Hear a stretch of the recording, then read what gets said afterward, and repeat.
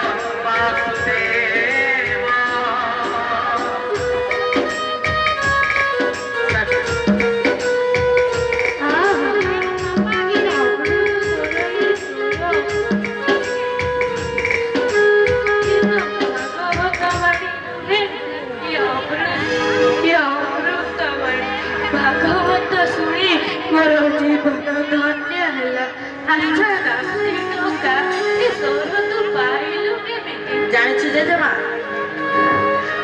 ଆମ ଗୁରୁମା ସବୁବେଳେ ଭାଗବତ ଗୀତା ପୁରାଣ ପଢିବାକୁ କହନ୍ତି।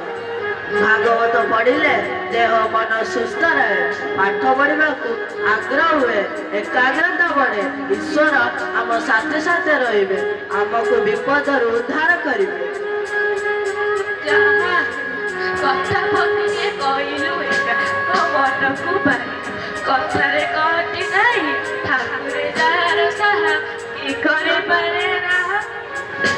ଠାକୁରେ ତୋର ମଙ୍ଗଳ କରନ୍ତୁ, ତୁ ମଣିଷ ପରି ମଣିଷଟିଏ ହ। ଜେଜେମା ମତେ ଆଶୀର୍ବାଦ କର। ମୁଁ ଯେପରି ଭଲ ମଣିଷ ହୋଇ ଏ ଦେଶ ଦେଶର ନାଁ ରଖେ। ମୋ ଆଶୀର୍ବାଦ ସବୁବେଳେ ତୋ ଉପରେ ରହିଛି। ତୁ ପରା ମୋର କଣ୍ଠିଧର, ଭଗବାନ ତୋର ମଙ୍ଗଳ କରନ୍ତୁ। ଯା ବାପାଙ୍କୁ ପ୍ରଣାମ କରିବୁ, ତୋର କଲ୍ୟାଣ ହେବ। ହଉ ହଉ ଘର ଭିତରକୁ ଯା, ତୋ ମା ତୋ ଦିଦି ତତେ ଅପେକ୍ଷା କରିବି। ହଉ ହଉ ଯା।